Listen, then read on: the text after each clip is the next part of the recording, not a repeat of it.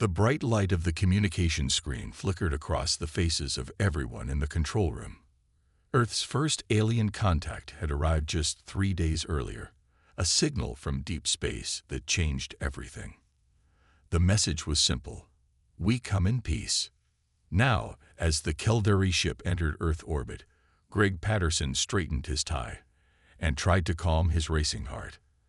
As Earth's chief diplomat, he'd been chosen to lead this historic meeting. The weight of humanity rested on his shoulders. "Final checks complete," said Dr. Olivia Grant, adjusting her equipment. As the lead xenobiologist, she would examine the aliens, making sure they posed no biological threat. "I still think this is happening too fast." Greg nodded but said nothing. He agreed, but orders were orders. The United Earth government wanted this meeting to happen now, before panic could spread among the population. "Ship has stabilized in orbit," announced the flight controller. "They're sending a shuttle down as agreed." Jack Nelson, military advisor to the diplomatic team, moved closer to Greg. "I don't like this," he whispered. "They're too eager. In my experience, nobody offers gifts without expecting something bigger in return." "Your concerns are noted," Greg replied softly. "But we have our orders." The landing site had been prepared in a remote area of Wyoming. As the team traveled there by helicopter, Greg reviewed what little they knew about the Caldari. They claimed to be representatives of a vast empire spanning hundreds of star systems. They offered friendship, knowledge, and technology beyond human understanding. All they wanted in return were mining rights to some insignificant areas of the solar system. When the alien shuttle landed, it did so without sound or visible propulsion. It simply appeared in the sky and descended gently to the ground. The smooth, silver craft had no visible windows or doors. "Stay alert," Jack told the security team. His hand rested near his weapon. A section of the shuttle's hull seemed to melt away, forming a doorway. 3 figures emerged. The Caldari stood nearly 7 feet tall, with slender bodies covered in what looked like flowing silver robes. Their skin was pale blue, almost translucent, and their large eyes contained swirling patterns of light. They had no visible mouth, yet when the leader raised a 6-fingered hand, words formed in the minds of all present. "Greetings, humans. We are honored to meet you." Greg stepped forward. "On behalf of Earth, we welcome you. I am Greg Patterson. I am Zuriel, ambassador of the Caldari Empire." The mental voice was smooth and calming. "We have watched your species with great interest. Your potential is remarkable." Over the next few hours, the Caldari presented their offer: advanced medical technology that could cure almost any disease, energy systems that would end pollution and resource shortages, defense systems to protect Earth from cosmic threats. All they wanted in return were mining rights to certain regions rich in rare minerals, areas on the Moon, Mars, and some asteroids. Areas they claimed were of no real use to humans anyway. "This is too good to be true," Olivia whispered to Greg during a break. "They're giving too much for too little." "I agree," Jack added. "And I'd noticed they avoid certain questions. When I asked about their military, they changed the subject." Greg shared their concerns, but the preliminary data from the Caldari technology was astonishing. Diseases that had plagued humanity for centuries could be eliminated. Energy problems solved overnight. When the United Earth government reviewed the findings, they pushed for a quick agreement. Despite objections from the scientific and military communities who wanted more time to study the Caldari, a preliminary treaty was signed just 2 weeks after first contact. As Greg witnessed the signing ceremony, he couldn't shake a feeling of unease. The Caldari ambassador's eyes swirled with patterns that seemed almost like satisfaction. Something didn't feel right, but humanity had made its choice. The age of Earth's isolation was over. For better or worse, humans were now players in a much larger game. 6 months after the treaty signing, Lisa Morgan sat at her communications station on Mars Colony Base, rubbing her tired eyes. As lead signals analyst, she'd been tracking Caldari transmissions for weeks. Something wasn't adding up. Getting anything new? asked her supervisor, walking by with a cup of coffee. Same encrypted patterns, Lisa said, pointing to her screen. But they're increasing in frequency and power. Whatever they're saying to each other, they're saying it a lot more lately. Outside the base windows, the Martian landscape was dotted with Keldari mining operations. What had started as small, contained sites had grown rapidly. The original agreement mentioned 3 mining locations on Mars. Lisa counted at least 11 from her viewpoint alone. Her comm unit buzzed. It was Dr. Olivia Grant calling from Earth. "Lisa, have you been monitoring the mineral extraction rates?" Olivia asked without greeting. "No, that's not my department." "Why?" "Because the numbers don't match what the Keldari are reporting. They're taking almost 3 times more than they claimed they would." Lisa wasn't surprised. Their operations here have expanded well beyond the treaty boundaries. Colony leadership has filed complaints, but the Keldari representatives just promised to look into it, and nothing changes. After their call ended, Lisa returned to her mysterious signals. She had developed a partial decryption algorithm, but it only revealed fragments of messages. Today, she caught something new. Phase 2, followed by human compliance and resource extraction timeline. Lisa felt a chill run down her spine. The next day, her concerns deepened when Jack Nelson arrived from Earth to inspect security protocols. The military advisor looked grim as they walked together toward the colony's joint human-Keldari facility. "The situation isn't just on Mars," Jack explained quietly. "We've detected a massive buildup of Keldari ships near Jupiter. When questioned, they claim it's a cultural celebration, whatever that means." "They're lying to us," Lisa said. "But why would the United Earth government continue to trust them?" Jack sighed. "The medical technology they provided has eliminated cancer and extended human lifespan by decades. The energy systems have ended poverty in many regions. Politicians don't want to risk losing these benefits by appearing ungrateful." As they approached the joint facility, they noticed a group of human workers exiting at shift change. Their faces looked drawn and exhausted. "Hey, Carlos," Jack called to one man he recognized. "How are things inside?" Carlos glanced around nervously before responding. "Not good. They've changed the work protocols again. Longer hours, fewer breaks. 2 people collapsed yesterday from exhaustion. The Keldari just replaced them like they were broken tools." Further discussion was interrupted when a Keldari supervisor emerged. The alien's eyes swirled with dark patterns as it observed them. Jack quickly changed the subject to something innocuous. Later that evening, Lieutenant Kate Wilson arrived at Lisa's office with a data chip. "You need to see this," Kate said, inserting the chip into Lisa's computer. "I was on patrol near the outer defense perimeter and managed to capture these images." The screen displayed surveillance footage of Keldari ships unloading large cylindrical objects into a hidden facility. "Are those weapons?" Lisa asked, zooming in on the image. Kate nodded grimly. "Advanced energy cannons. And that's not all. Our long-range scanners detected a massive fleet gathering beyond Jupiter. Not dozens of ships. Thousands. Whatever they're planning, it's big, and it's soon." Lisa's decryption program suddenly pinged with a new partial translation. "Human resistance minimal. Proceed with resource extraction enhancement. Suppression protocols authorized." The 3 of them stared at the message in silence, the truth finally undeniable. Earth hadn't gained an ally. It had invited in an invader. The protesters gathered outside the Keldari mining facility on Luna had come prepared for a long stay. Hundreds of men and women from the lunar colonies stood in peaceful demonstration, holding signs demanding fair treatment and adherence to the original treaty terms. Many wore the blue uniforms of lunar miners, their faces still showing traces of moon dust. Alan Rodriguez moved through the crowd, offering words of encouragement.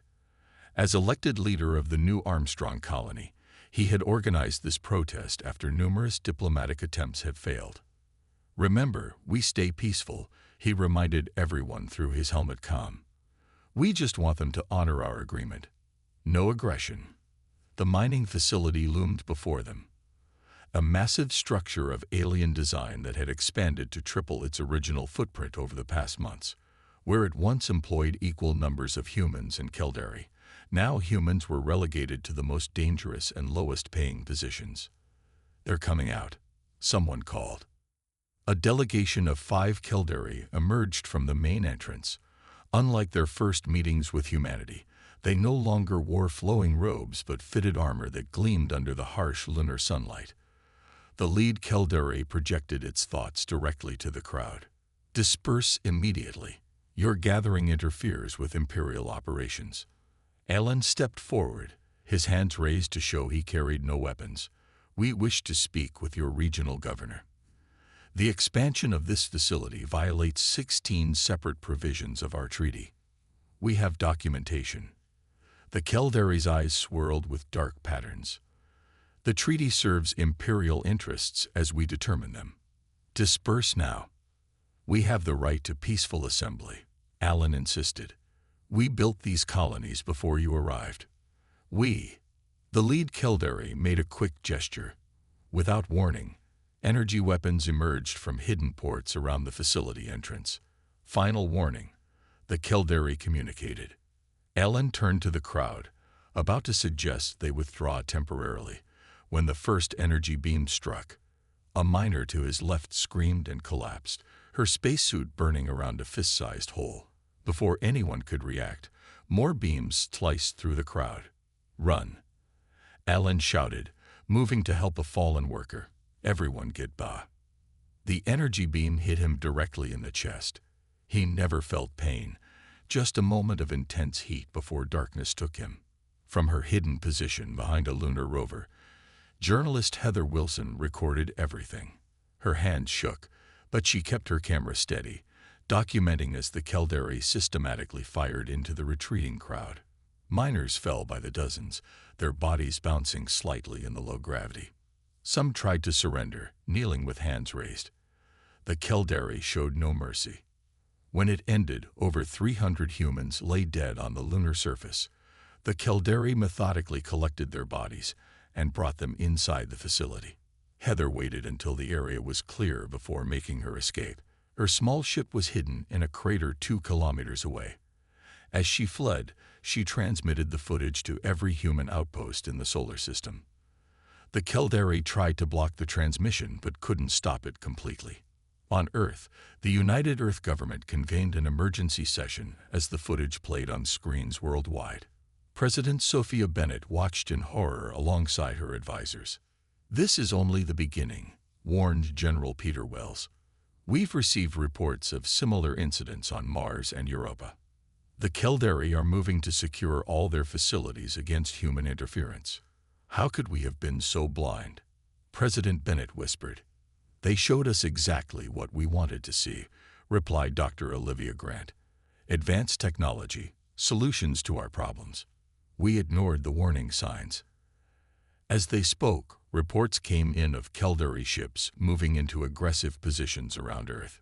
Several military bases reported being surrounded. In remote outposts across the solar system, humans were already taking matters into their own hands. On a small mining station near Venus, a group of engineers disabled the security systems of a Caldari supply ship and seized its cargo of weapons. In the asteroid belt, miners refused Caldari orders and barricaded themselves in their facilities. The massacre on Luna had changed everything. What had begun as exploitation had become outright war, even if Earth hadn't officially declared it yet. Sam Davis adjusted his makeshift welding mask and continued working on the modified mining laser. His workshop, hidden in an abandoned storage tunnel beneath Europa Colony, was filled with salvaged Caldari technology and human equipment. 3 weeks had passed since the Luna massacre, and humans across the solar system were finding ways to fight back. "Hand me that power cell," Sam said to his assistant, a young engineer named Mia. She passed him a glowing blue cylinder taken from a damaged Caldari drone. "Will it work this time?" she asked, watching as he integrated the alien technology with the human weapon. "Only one way to find out." Sam finished the final connections, and lifted the modified laser. It was heavier than a standard mining tool, but still manageable in Europa's low gravity. He aimed at a piece of Keldari armor they'd recovered and pulled the trigger. The beam that shot forth was different from previous tests, more focused, with a bluish tint. When it hit the armor, instead of bouncing off, it cut through cleanly. Mia's eyes widened. "You did it." "Their shields operate on a specific frequency," Sam explained, examining his handiwork. "Once you know the pattern, you can adjust our weapons to match." Simple physics, really. Simple it might have been, but the implications were enormous. Within days, Sam's design spread through the hidden resistance network. Across the solar system, humans began converting tools into weapons that could actually harm their oppressors. On Mars, Captain Maria Lopez led a team of former security officers and miners in the first coordinated attack against the Keldari. Their target: a supply convoy traveling between mining sites. "Remember, hit fast and disappear," Maria instructed her team as they lay in wait among the red Martian rocks. "We take what we need and vanish before reinforcements arrive." When the convoy appeared, 3 levitating transports with minimal guards, Maria gave the signal. Her team emerged from hiding, wielding Sam's modified weapons. The guards' shields failed against the calibrated beams, and the skirmish was over in minutes. "Load everything you can carry," Maria ordered as her team swarmed the vehicles. "Focus on medical supplies and power cells." The raid was successful, but the Keldari response was swift and merciless.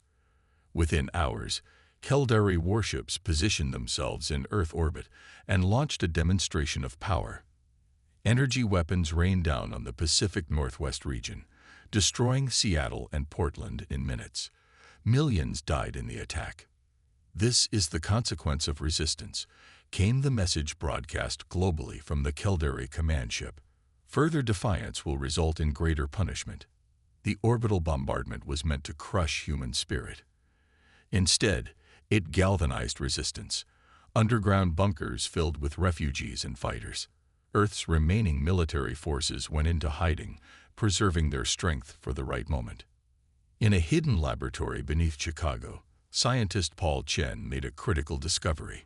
He had been studying Keldari communication devices since first contact, fascinated by their quantum entanglement properties. "They're connected," he explained to a group of resistance leaders. "Every piece of Keldari technology communicates through the same network. It's efficient but creates a vulnerability." Paul demonstrated by activating a captured Keldari device. His computer displayed the signals flowing through it. "With the right code, we could potentially disrupt their entire communication system, maybe even their weapons." As Paul worked on exploiting this weakness, humans everywhere adapted.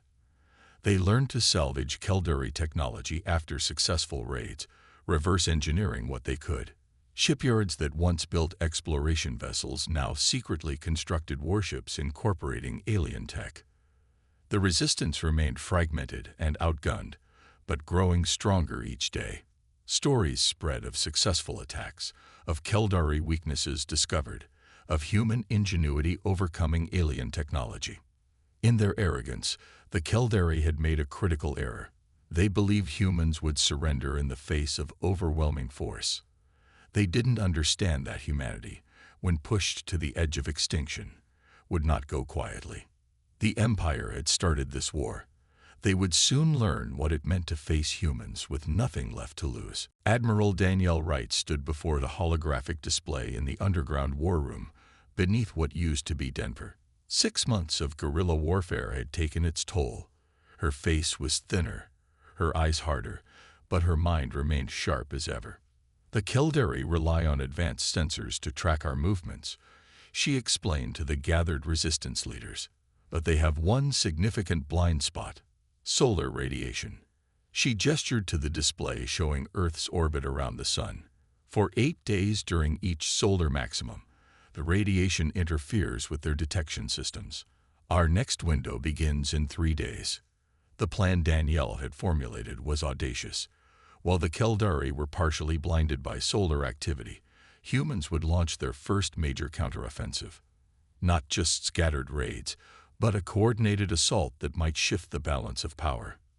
"We've been building this in secret for months," she continued, as the display changed to show a spacecraft unlike any Earth had produced before. Its hull incorporated salvaged Caldari technology, but the design was distinctly human, more angular, functional rather than elegant. "We're calling it the Defiance," said Chief Engineer Ray Burton, pride evident in his voice despite his exhaustion. "She's not pretty, but she carries weapons capable of damaging Caldari ships, and our reverse-engineered shields should hold against at least a few direct hits." While preparations for the space offensive continued, Commander Noah Garcia briefed his Special Forces team.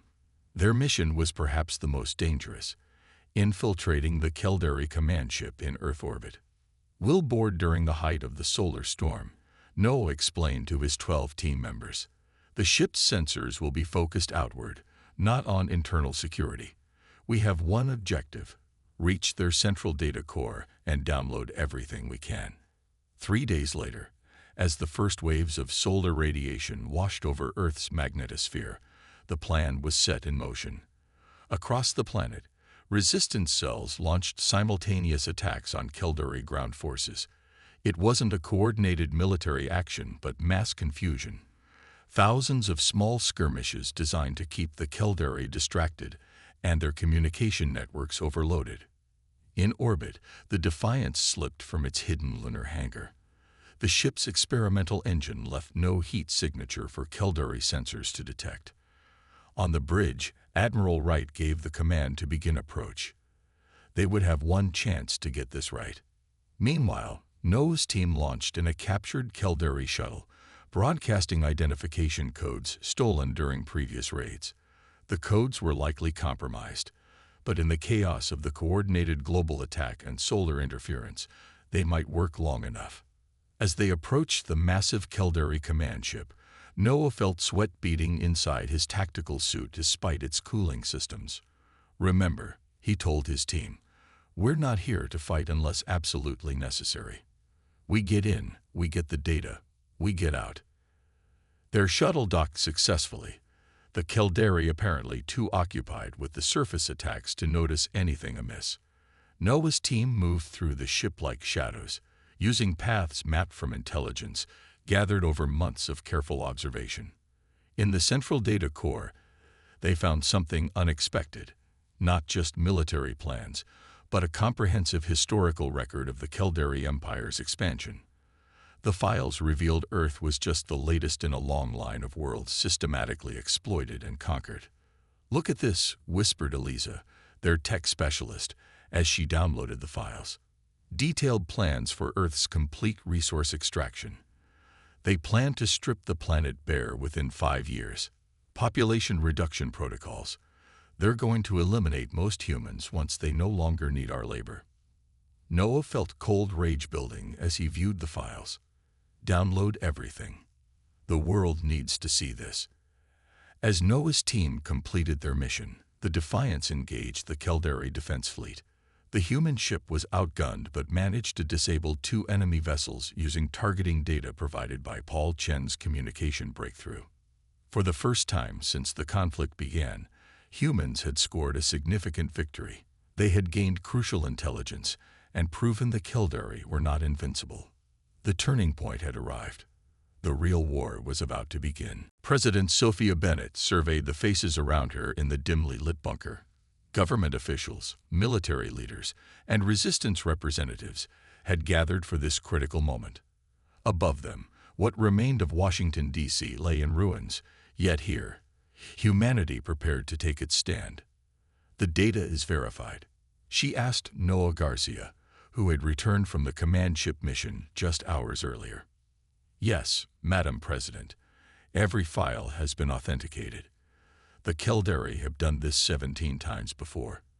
They find developing worlds, offer technology, establish a foothold, then strip the planet of resources and subjugate or eliminate the population." Sophia nodded grimly. "And the communication systems?" Paul Chen stepped forward, his eyes red from lack of sleep. "Ready, Madam President.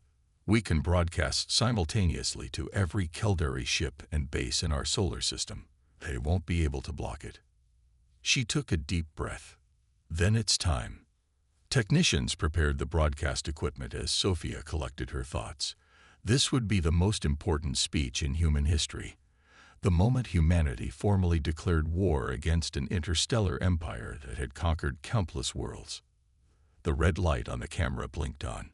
Sophia looked directly into the lens, her voice clear and unwavering. "People of Earth, and to the Caldari Empire who now monitors our communications, I speak today as the voice of humanity. For months, we have endured invasion, exploitation, and massacre at the hands of those who came to us claiming friendship. The broadcast transmitted to every functioning screen on Earth and to the Caldari ships above. On the command ship, the Caldari Imperial Governor watched with swirling patterns of confusion in his eyes. Today, we have irrefutable evidence of the Caldari Empire's true intentions," Sophia continued as screens showed the downloaded files. "The systematic exploitation of our world, the planned elimination of our species, the same fate delivered to 17 other civilizations before us." She paused, letting the information sink in. "To the Caldari Empire, know this. We have been patient. We have been reasonable. We have attempted diplomacy. Those attempts were met with deceit and violence. Therefore, I declare, with the full authority of the United Earth Government, and on behalf of all humanity, we are at war with the Caldari Empire." In resistance hideouts across Earth and the colonies, humans watched with a mixture of fear and pride. On Mars, Maria Lopes and her fighters raised their fists in solidarity. In his workshop on Europa, Sam Davis nodded grimly as he continued assembling weapons. "We do not make this declaration lightly," Sophia continued. "We understand the difference in military power. We know the Empire spans hundreds of worlds. But we also know this. Every civilization you have conquered still exists. Their people still live under your rule. And now, they will know that resistance is possible." At that moment, something unexpected happened. The broadcast was interrupted by a transmission from deep space. A face appeared that belonged to neither human nor Caldari. The being had golden skin with intricate patterns and 4 eyes set in a diamond pattern. "People of Earth," the being said in careful English, "I am Ambassador Jen of the Altaran Resistance. We have monitored your conflict. Like you, our world was conquered by the Caldari decades ago. We are not alone. Representatives from 12 subjugated worlds have formed a coalition. We offer alliance." The bunker erupted in excited whispers. Sophia maintained her composure, addressing both audiences now. "We accept your alliance with gratitude. Together, we will free not just Earth, but all worlds under Caldari oppression." Turning back to the main broadcast, her expression hardened. "To the Caldari Empire, your days of unopposed conquest are over. You sought to break us. Instead, you have forged us into your most determined enemy. You will find that humanity does not fight merely to survive. We fight to win." As the broadcast ended, reports came in of Caldari ships firing on each other in orbit, confusion in their command structure as the truth spread among their own ranks. Some Caldari, it seemed, had not known the full extent of their leaders' plans. The declaration had been made.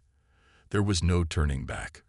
Earth had committed itself to a war against an empire that spanned the stars, but for the first time since the conflict began, there was something new in the eyes of humans everywhere.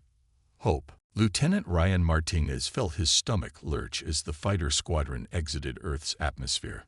Through his viewport, he could see 50 similar craft, a mix of human-built ships and modified Caldari vessels captured in previous skirmishes.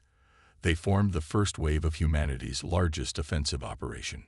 "Squadron leaders, report in," he called through the comm system, his voice steady despite the tension building in his chest. One by one, the squadron leaders confirmed their readiness. Some were veteran pilots, others civilians who had learned to fly in simulators during the past weeks. What they lacked in experience, they made up for in determination. The target was simple but critical, the main Caldari base on the dark side of the moon. Intelligence indicated it served as the coordination center for all Caldari operations in the inner solar system. "Remember, we're just the distraction," Ryan reminded his pilots. "Keep their attention on us until Dr. Foster gives the signal." Aboard the Defiance, now serving as humanity's flagship, Dr. Julia Foster made final adjustments to her virus. For months, she had worked with Paul Chin to develop a program that could infiltrate Caldari systems and temporarily disable their weapons. "Upload complete," she reported to Admiral Wright. "When activated, we'll have approximately 8 minutes before their systems adapt." "Then we make those 8 minutes count," the Admiral replied. "Send the signal." Julia initiated the virus. It spread through the quantum communication network that connected all Caldari technology. Throughout the solar system, Caldari weapon systems flickered and went dark. Ryan saw the signal on his display. All fighters, full attack. Weapons free. The human squadron swooped toward the lunar base, firing salvaged Caldari weapons and modified Earth missiles. Without their defensive systems, the Caldari ships scrambled in confusion. On the ground, Colonel Eric Barnes led the assault force. 3,000 fighters, humans alongside allies from the Altaran resistance and other formerly subjugated species, poured from transport ships into the Caldari base. "Move quickly," Eric ordered as his team secured the main entrance. "We have limited time before their systems reboot." The fighting was intense but brief. Without their technological advantages, the Caldari found themselves outmatched by the combined forces. Many surrendered when they realized their situation was hopeless. In Earth orbit, a similar scene played out as resistance ships engaged the Caldari fleet. The Empire's vessels, temporarily stripped of their advanced targeting and shield systems, fell to concentrated human attacks or retreated to safer positions. 7 minutes into the offensive, Julia's voice came through the command channel. 1 minute remaining until their systems recover. All forces, complete objectives, and move to extraction points, Admiral Wright ordered. This is not the time for heroics. As the Caldari systems began to reactivate, the human forces withdrew in good order, taking with them captured technology, prisoners, and critical data. What they left behind was a crippled Caldari command structure and a clear message: humanity would not be easily defeated. 3 days later, the last remaining Caldari ships broke orbit and retreated beyond Mars. For the first time in nearly a year, Earth's skies belonged to humans again. In the rebuilt United Earth Government chambers, representatives from Earth and their new alien allies gathered to plan their next steps. The Galactic Alliance, as they now called themselves, was officially formed with humanity as a founding member. "This is only the beginning," Sophia Bennett told the Assembly. "The Caldari Empire still controls hundreds of worlds. They will return with greater forces." Ambassador Jen of the Altarans nodded in agreement. "But they have never faced a resistance like this before.